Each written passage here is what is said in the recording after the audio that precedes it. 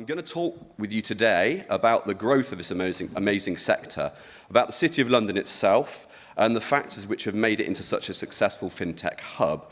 And I'm going to share some of what I've observed and learned along the way, and maybe we can look at a bit of signposting to the future as well, and some of the threats that face the city if it's going to retain that title.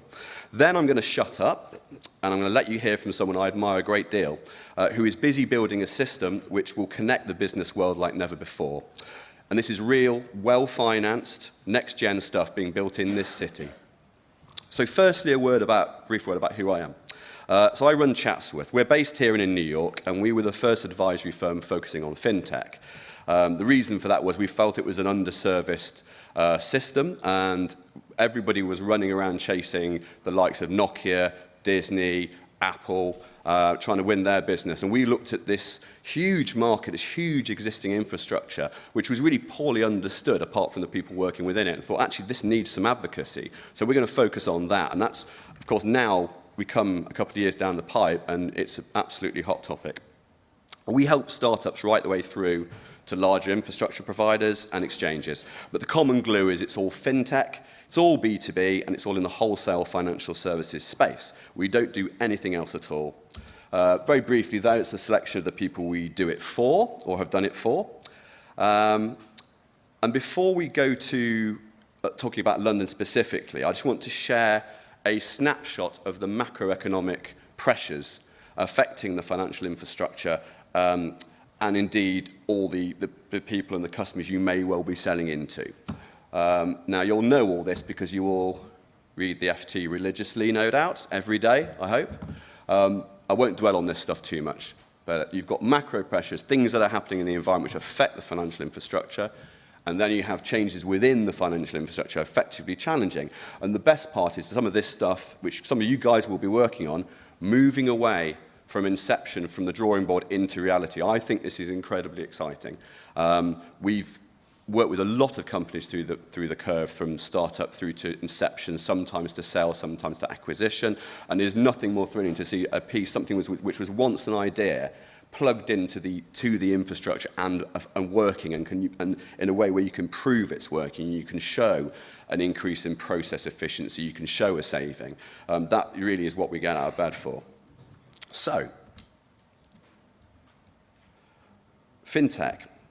Okay, so an investment banker who's known me for about 10 years, off and on, asked me recently to remind him what I did again for a living. So obviously we're pretty close.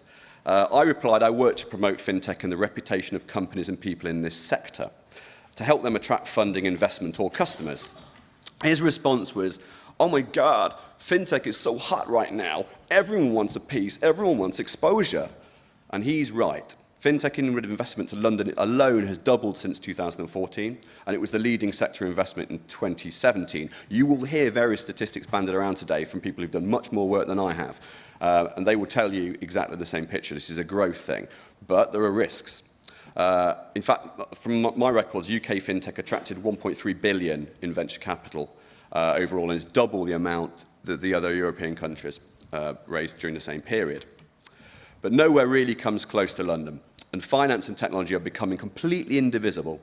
Nowhere comes close to this town in terms of dominance as a financial centre, and therefore, by extension, this fintech hub.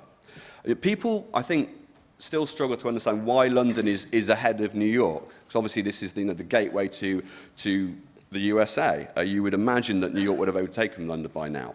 And the reasons for that dominance are quite varied, but really quite simple as well. Some go back decades and even centuries. Others have been incubated far more recently. But fundamentally, this city has been at the beating heart of finance and trade for many, many years. We became a European hub for the distribution of goods, and London continued to grow thanks to the foundation of the Bank of England in 1694. This was surprisingly only the second central bank to be founded in the world. The first was actually the Swedish Riksbank. The Swedes, again, you see, but at least they won that one. They got the first bank, so that's great, have a meatball. The Bank of England provided the financial flexibility which would be the foundation of the empire's power and latterly the Commonwealth, and which has pertained to this day. And then towards the end of the millennium, the Big Bang reforms of the 1980s complemented the existing infrastructure and the expertise which had flown from the empire from running it and led to London becoming this model of global financial administration. Only really in a city with a concentration of intellectual capital can that be possible. And then, of course, regulation. We were really helped at the turn of the century. Our cousins across the pond in New York were dealing with Sarbanes-Oxley, the legislation which followed the collapse of Enron. It is highly restrictive and highly bureaucratic. And frankly, companies simply decided to avoid the hassle and conducted their business of conducting their business in the US and instead listed their stocks in London.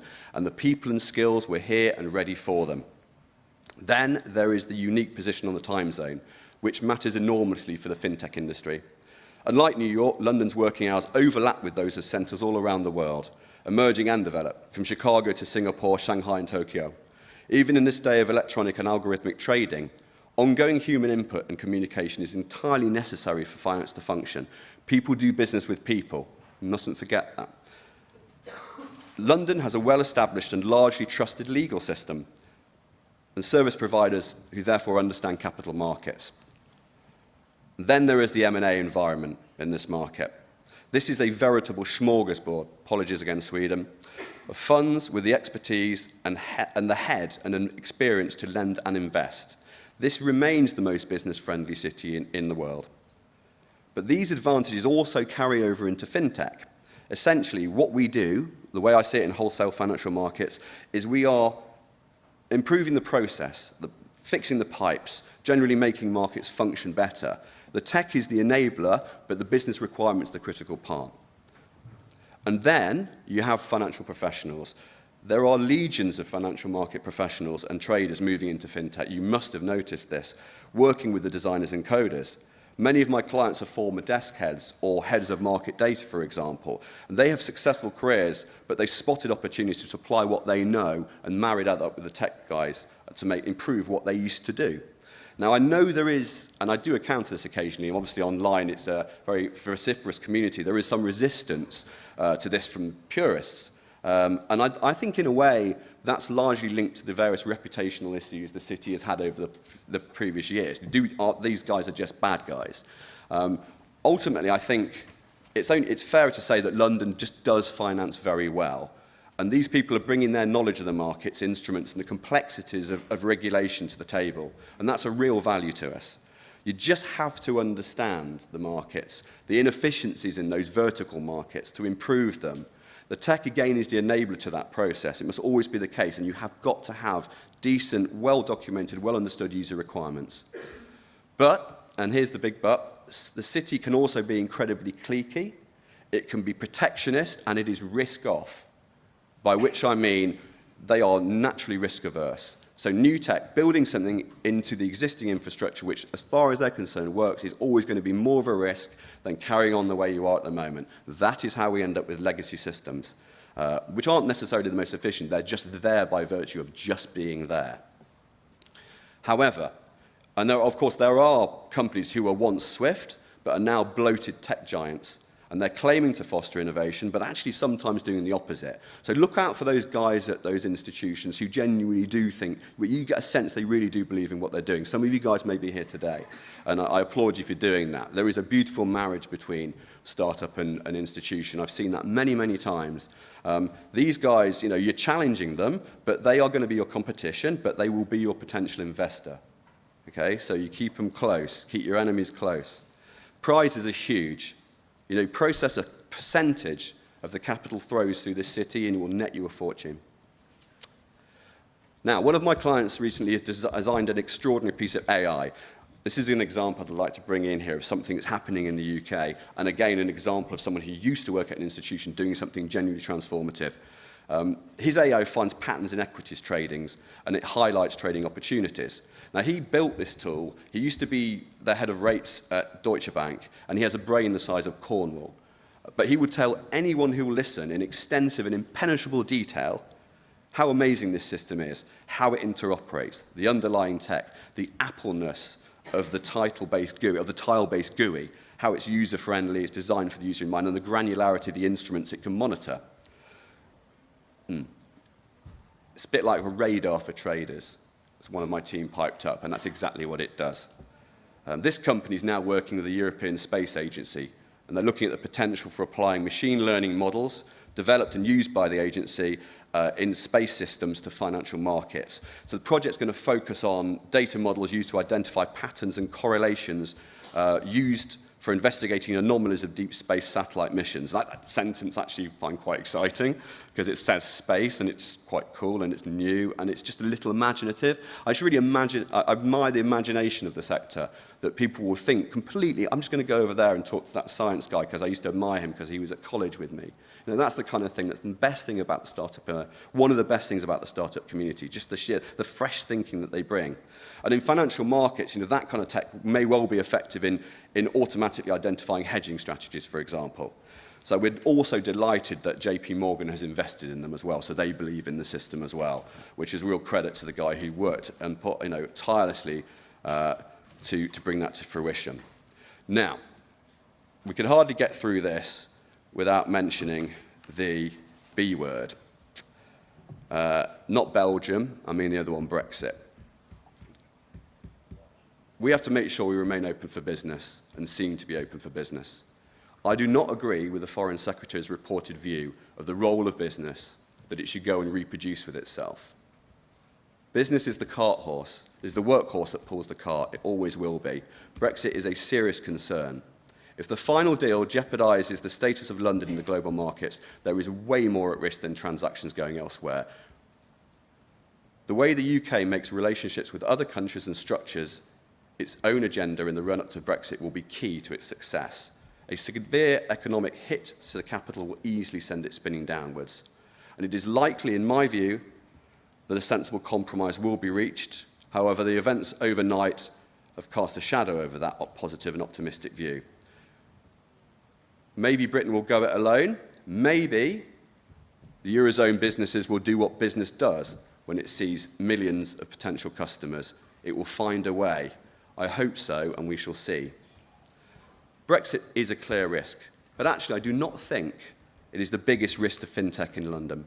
I think the biggest risk is London becoming a victim of its own success, and actually unaffordable for the people we all need to keep this city running so well.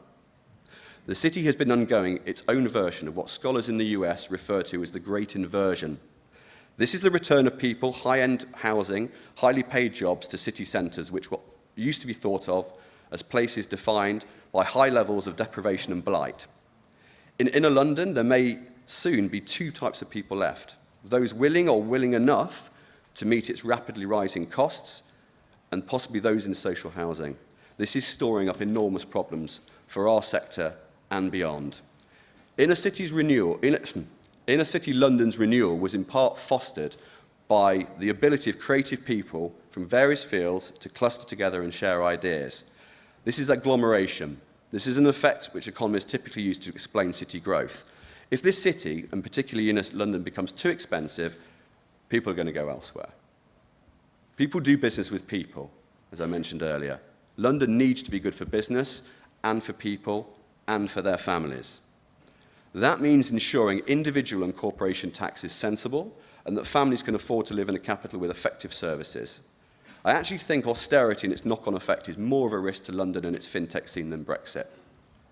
But let's look out of the bubble, the London bubble, for a while and take a national view. I know this is London Fintech Week, and we have a tendency to navel-gaze in this city, because the potential for talent and fintech businesses opening up outside of this great city is well worth exploring. There are many in London who are foolish enough to believe that there is nothing else going on around the UK. I'd like to remind some of you that hold that view that some of the finest tech and operations in the world is run by firms like Rolls-Royce, based in Derbyshire, not in London. And it is no surprise that politicians go there when they want a photo op and not to a data centre in Slough. If it becomes any more unaffordable, the risk is that a generation turn against London. That talent could be lost to other growth cities around the world, but equally it could be Leeds or Manchester. These are smart cities becoming more connected with engaged, driven leaders and a lower cost of living. So, London therefore finds itself in a position of strength, but with an enormous amount to lose. I'd just like to say a few words about the crypto environment, because I get asked about this all the time. How many of you are in the crypto community here? Okay, good show out. Thanks, guys. I'm quite agnostic. Plato divided money into two groups, the real and token money. Business and enterprise was responsible for the creation of the former, real money, making value, and the state used to be responsible for the creation and control of the latter. If we consider money to be merely an expression of trust, and that trust is not in the objects that represent money, but trust in the state that backs them up as money. So in short, you have got to trust the issuer more than the instrument. And that's all I'm going to say on crypto. It's a shift of power, potential shift of power, from government to an individual backer. Now, final words on the risk takers. I want to share a little respect for the risk takers in the room who have put their time, their own time, and their own time and investors' money, plus a lot of coffee and sleepless nights into their concept design and build. If you're doing this in the wholesale market space, you're competing for attention in the face of an established tech infrastructure which is highly resistant to change. This is extremely tough, but ultimately the USP of what you are doing will do the talking. The process will be made more efficient, the time or labor saving, the competitive edge. My advice on this is very consistent and clear. Focus on the value you are adding. Work to articulate that very clearly to your investors, users, and potential employees. And look your best at all times. Make sure every aspect of your brand and identity feels and sounds as professional as you know your solution will be. It's all about confidence to a degree. ID in bringing the best connected advisors you can from the city and from tech and wear them publicly. And don't give up and believe in what you're doing. You get it right, and you'll change a small part of this business world of ours, likely for the better. Now, I'm going to introduce you to Richard Brown. Richard is the Chief Tech Officer for R3. It's a consortium of over 200 banks and funds which are building a blockchain for finance and business right here in London. It's a global cooperative effort, but the group decided to lead its build and development from London for a number of reasons. This is one of the most exciting projects I've ever worked on, but Richard could tell the story better, so I will introduce him to you now. Richard. Thank you, Nick. Hi, everybody. So as Nick says, I was asked to come here and speak for a couple of minutes on why R3 chose to build our engineering team exclusively in London. So for those of you who don't know us, I'm Richard Brown, CTO at R3. And we began, as Nick says, as a consortium of banks. We began in 2015 with a mission to understand what the application or opportunity of blockchain might be to finance. So you can think of it as having begun effectively as a collaborative consulting exercise. So that was something we were able to deliver globally with teams in different parts of the world, run out of our New York headquarters. But very rapidly, we came to the conclusion that blockchain could have extraordinary potential for finance and beyond for business as a whole. But to do so, we would need to build our own platform, our own open source platform, and to do so quickly and to do so in a way that met the requirements that we were discovering through this process. So I was faced with a question at the back end of 2015. This team we're building to build the platform that became Corda, which is open source, for which an enterprise version will be released tomorrow. Should that team be co-located? And if it should, where should we co-locate it?